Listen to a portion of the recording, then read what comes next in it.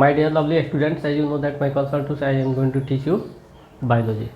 Friends, today we are read study biology. Biology में आज +2 के लिए हमारा इम्पोर्टेंट चैप्टर होगा। 2 टॉपिक है, ऑर्निथोफली एज हाइड्रोफिली। ऑर्निथोफली एज हाइड्रोफिली, कुछ लोग इसको ऑर्निथोफिली कहते हैं और हाइड्रोफिली कहते हैं। तो फिली भी कह सकते हैं, फली भी कह सकते हैं, एज यू लाइक, जो आपकी पसंद हो। इसको दोनों तरह से प्रोनाउंसिएशन होता है। तो फर्स्ट ऑफ ऑल हम लोग ऑर्निथोफिली के बारे में सीखेंगे, जानेंगे, पढ़ेंगे। आपके जो एग्ज़ाम्स आने वाले हैं +2 के, 12 के, उनमें बिहार बोर्ड में काफ़ी इम्पोर्टेंट क्वेश्चन है। हम लोग देखेंगे कि ऑर्निथोफिली आखिर ये है क्या चीज़। तो यह एक प्रकार का पद निषेचन क्रिया है जो पक्षियों द्वारा संपन्न होता है। निषेचन की क्रिया में यह पद निषेचन क्रिया है जो बर्ड्स के द्वारा यह एक दूसरे फ्लावर्स में पहुंचता है। तो क्या होता है कि आप लोग देखे होंगे अपने गांव में, पार्क में या बगीचों में, कि जो फ्लावर्स होते हैं उस पर कुछ छोटी छोटी पक्षियां बैठी होती है, और वह पक्षी जब उड़कर दूसरे फ्लावर पर या दूसरे जगह जाती है और उस फूल पर बैठती है, तो उसके पैर में, पंखों में जो परागकण चिपके होते हैं वो जाकर उस फूल के वर्तिकाग्र पर पहुंचते हैं और वह फूल, वह फ्लावर निषेचित होने लगता है। तो इस प्रकार के क्रिया को क्या कहते हैं? ऑर्निथोफिली। ठीक है, देखते हैं। यह एक प्रकार का पद निषेचन क्रिया जो पक्षियों द्वारा संपन्न होता है। इसके लिए एक विशेष पक्षी सन बर्ड्स है जिसकी लंबी चोंच होती है तथा आकार में छोटी होती है।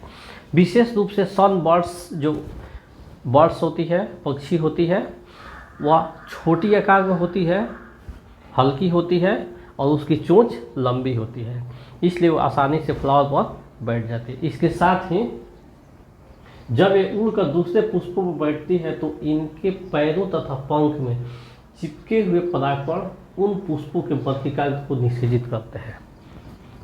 आपने जो पहले सुना, जब ये उड़कर जाती है तो इनके पैर में, पंखों में जो चिपके हुए रहते हैं परागकण, वह उस पौधे के फूल पर पहुंचकर उसके वर्तिकाग्र को निषेचित कर देते हैं और उसमें निषेचन की क्रिया प्रारंभ हो जाती है, आरंभ हो जाती है। इनके अन्य उदाहरण कौवा, तोता और मैना भी है। कभी कभी तोता, कौवा, मैना, मैनी जो आप लोग बोलते हैं, वो भी एक कुछ फ्लावर्स पर बैठते हैं और उड़कर दूसरे फ्लावर्स को जब ये टच करते हैं तो उनके शरीर के माध्यम से पर परागण की क्रिया प्रारंभ होती है।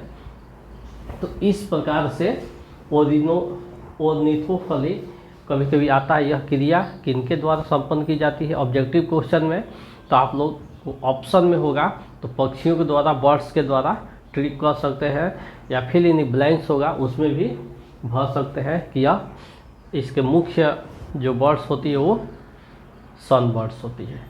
क्लियर? तो इस प्रकार आप लोग इसको समझ लिए। इसके बाद हाइड्रोफिली के बारे में देखेंगे हम लोग। तो हाइड्रोफिली में परागकण का स्थानांतरण जल के माध्यम से होता है। वाटर के माध्यम से, जल के माध्यम से हाइड्रोफिली में परागण की क्रिया होती है। किसी परिपक्व परागकोश से दूसरे पुष्पों के वर्तिकाग्र पर पहुंचता है।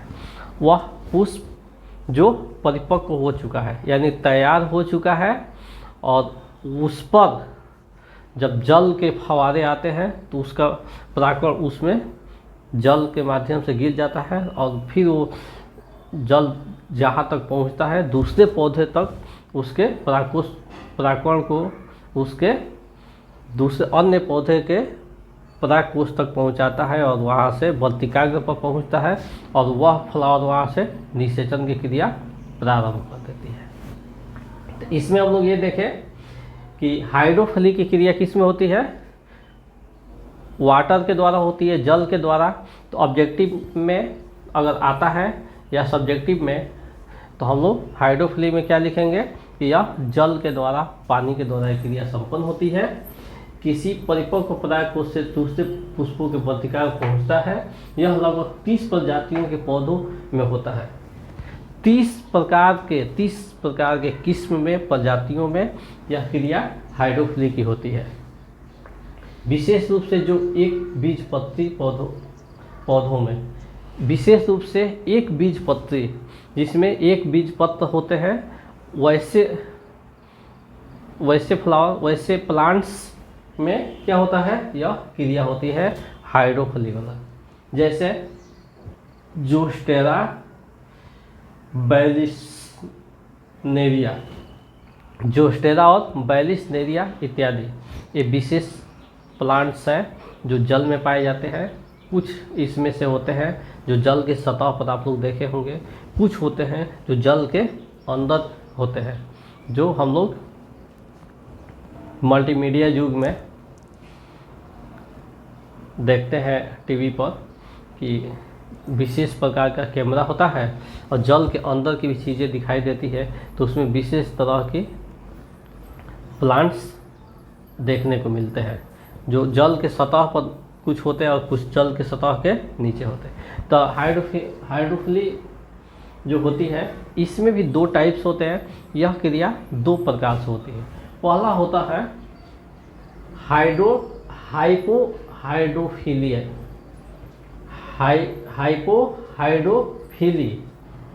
या हाइपोहाइड्रोफली, दोनों पढ़ सकते हैं। इसमें निषेचन की क्रिया जल के सतह के नीचे होती है। देखिए, जो हाइपोहाइड्रोफिली है, इसमें जो निषेचन की अभिक्रिया हो, क्रिया जो बोले वो होती है, वो जल के सतह के नीचे होती है। जैसे मान लीजिए जल का लेवल यहाँ है, तो इसके नीचे होती है, ठीक है, नीचे जो क्रिया होती है। और इसका उदाहरण है जोस्टेरा। क्या है? जोस्टेरा है। और दूसरा होता है एपीहाइड्रोफिली या एपीहाइड्रोफिली। तो इसमें सभी क्रियाएं जल के सतह पर होती है। जल का जो लेवल होता है, सतह होता है, उसी पर ये सभी क्रियाएं होती है, पूरे जल के सतह पर। तो इसका उदाहरण है बैलिसनेरिया इसका एग्जाम्पल्स है, जो जल के सतह पर ही अपनी सारी क्रियाएं संपन्न करती है। तो इस प्रकार से आज का हमारा 2 टॉपिक रहा, ऑर्निथोफिली और हाइड्रोफिली, जिसको बहुत ही अच्छे तरीके से हम लोग डिफाइन किए और एक दूसरे के कॉन्सेप्ट को क्लियर कर दिए कि फर्स्ट जो ऑर्निथोफिली है वो बर्ड्स के द्वारा, पक्षियों के द्वारा संपन्न होती है, और सेकेंड जो हाइड्रोफिली है ये जल के यानी वाटर के माध्यम से होती है। तो इस प्रकार आप लोग देखते रहिए, पढ़ते रहिए और देखकर अपने कन्फ्यूजन को दूर कीजिए। इसके साथ ही आज का वीडियो ओवर होता है। That's all.